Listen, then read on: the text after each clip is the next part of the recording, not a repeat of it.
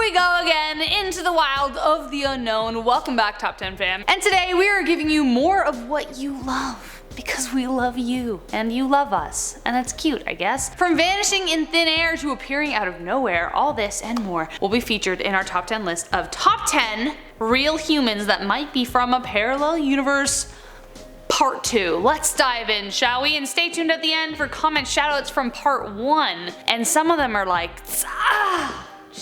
Number 10, Kasper Hauser. I actually think someone mentioned this name last time in the comments or in another video, so whoever you are, thank you. I just couldn't find the comment again. Kasper Hauser appeared out of nowhere, and wherever his name appears, rumors encircle it. Some say he was even the infamous Man in the Iron Mask. He was first discovered limping through the streets of Germany in the 1800s and would accept no food but black bread and water. He was carrying an envelope addressed to the cavalry captain in Nuremberg and could barely speak. The locals eventually taught him German in order to discern where he was from, but when he could finally speak enough of the language, they discovered he didn't know where he was from, or who his parents were, only that he grew up in a cell too short for him, hence the limp. Very Iron Masky. The royal courts took an interest in him and he became a sort of beloved enigma, except by those who tried to assassinate him. Adding to the mystery, the man evaded countless attacks until he was finally killed by a stabbing in 1838. No one knew the motives or who the killer was. Only a note left in mirror writing said, "Hauser will be able to tell you quite precisely how I look and from where I am. To save Hauser the effort, I want to tell you myself from where I come. I come from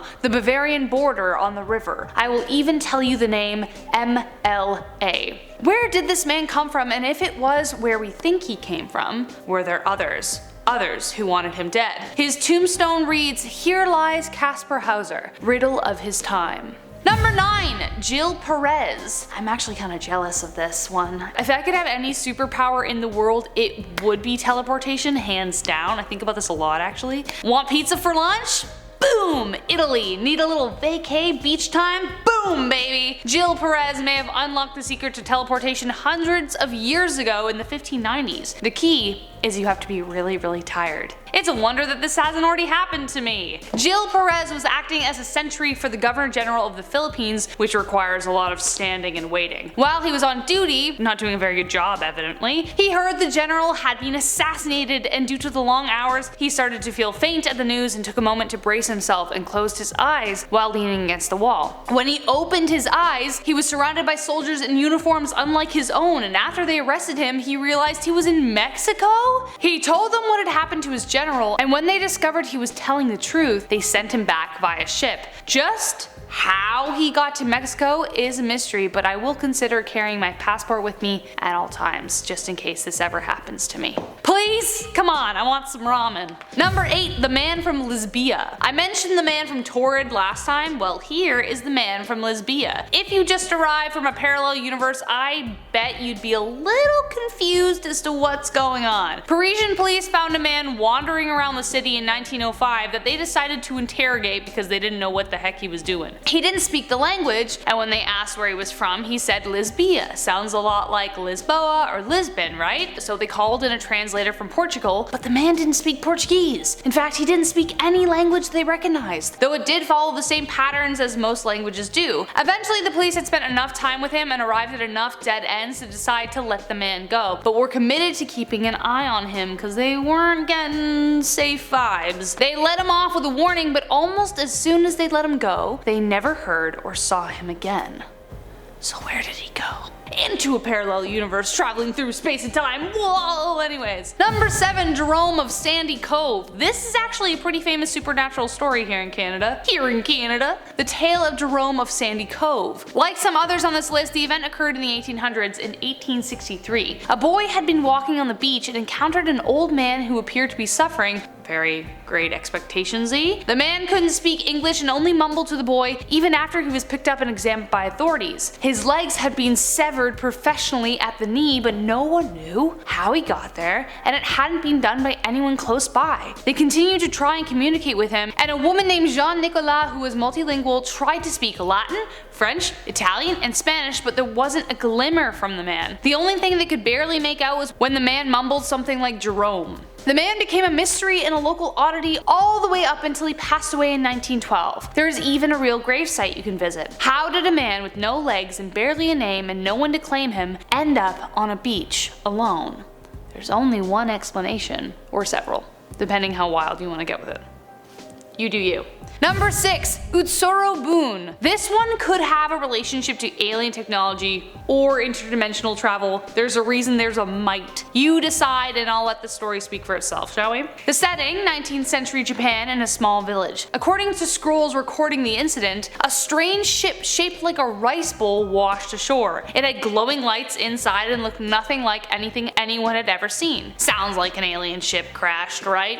That's what I thought. Well, it could be, but upon the description inside, it may sound a little too familiar to be from beyond our world. When villagers peered inside the ship, they saw food that looked similar to candy, as well as a kind of plush carpeting, very 60s or 90s depending. Then, when the ship opened, an alleged 18-year-old red-headed woman with white hair extensions clutched a strange box emerged. She didn't speak their language and no one could figure out where she came from. Something about this story sounds too familiar, especially with the hair extensions, and it makes me wonder, could this be a ship from the future or another future that somehow landed here? With no way of knowing, I guess we might as well have fun with the answer. Go for it! Let us know in the comments. Number 5. Ettore Majoranna. Ageless, elusive, and remarkably intelligent. Just 3 ways to describe Ettore Majoranna. A man who disappeared, then reappeared, leaving questions in his wake every single time. Majoranna was a scientist born in 1906 that made major headlines, not only due to his discoveries, but because of his disappearances. Being plural. He was pronounced dead at age 32 after he allegedly tried to flee fascist Italy to take up residency in Buenos Aires. A plot revealed by a lone witness who said he met him twice before he disappeared. The witness stated that both times they met, Majoranna revealed different scientific discoveries he made, but when the man vanished, they assumed he died. That is until a strange photo turned up decades later.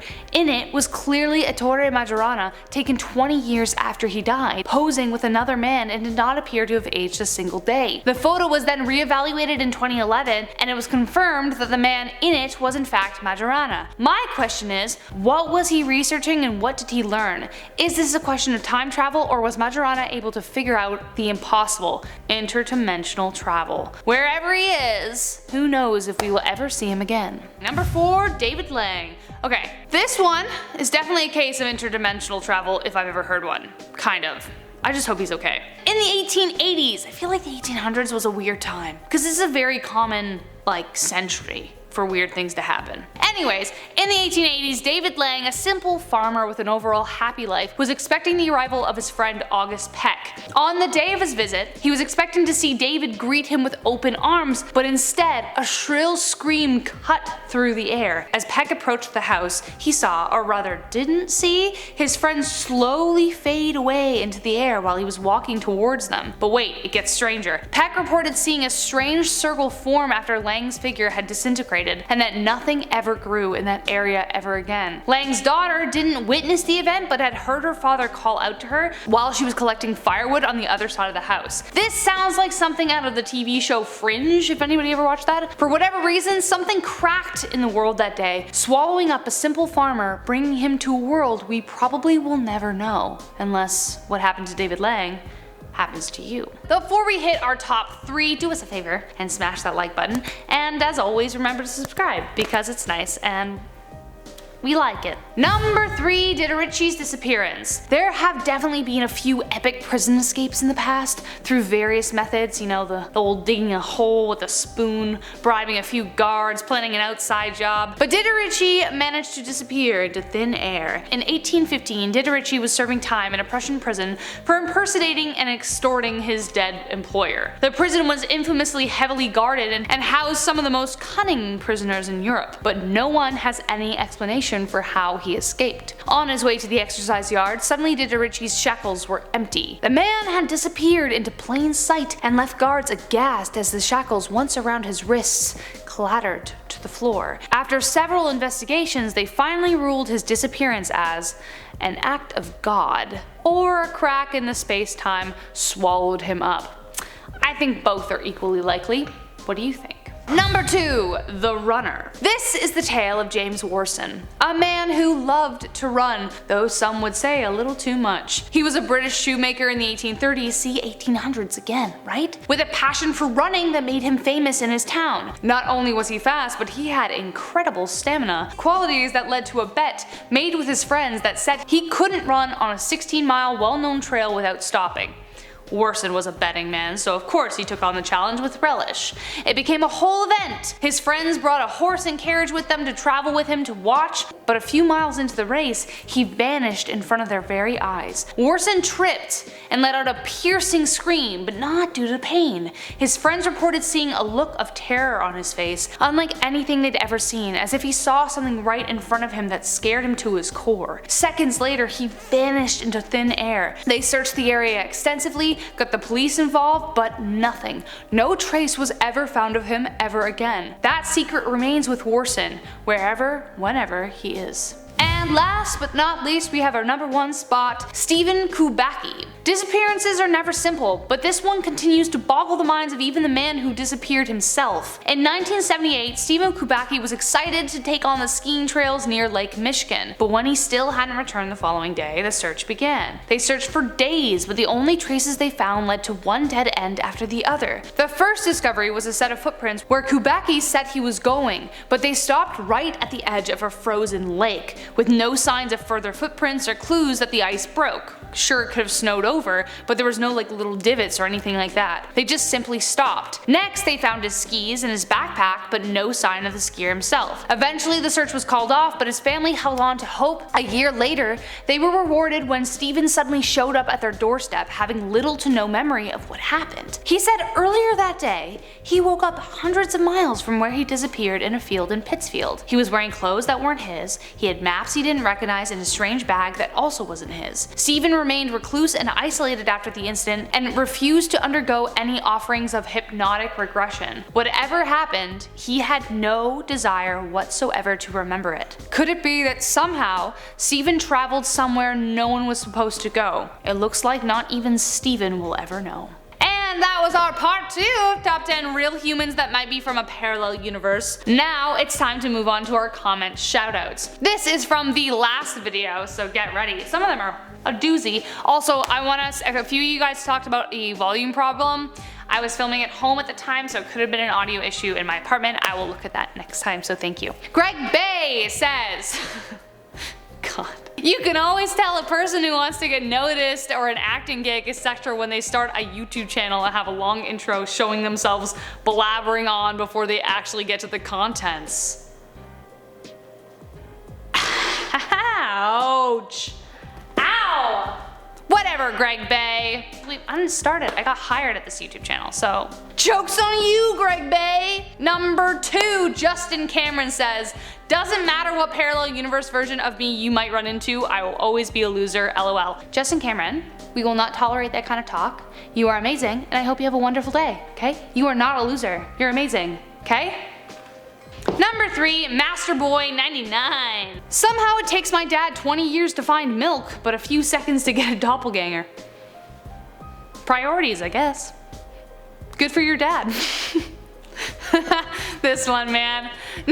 Last one, Boochie Swizzle says, hey Rachel, here's a cool parallel universe story. Today I woke up in a parallel universe. The tags on my shirt no longer said 100% cotton, instead they read 100% boyfriend material, just saying. Oh, I can't. This is such a painful pickup line. You know who is boyfriend material though? My boyfriend. Sorry guys, I'm taken. And that's all we have time for today. If you enjoyed this video today, remember to like, subscribe, and comment. I've been your host, Rachel Fisher, and until next time, take care everyone.